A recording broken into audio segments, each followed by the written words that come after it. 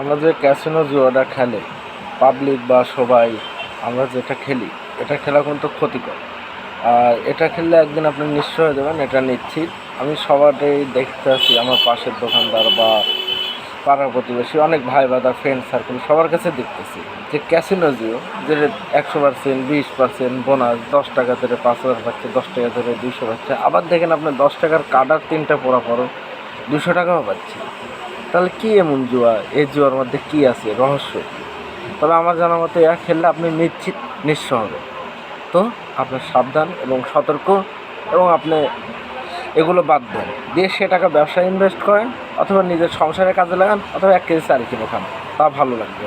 নিজের সন্তান আছেন, সেই সন্তানের মুখের দিক তাকায়, সে খেলাটা বাদ দেন, এবং আপনি মনে আজ থেকে নিয়ত করেন যে আমি আর কোনো দিন এই জুয়ার বোর্ডে টাকা ছাড়বো না বা টাকা খেলবো না, এবং কোনো ফোনে, অ্যান্ড্রয়েড ফোনে ক্যাসিনো আইডি খুলবো না, এ বলে আপনারা নিয়ত করেন।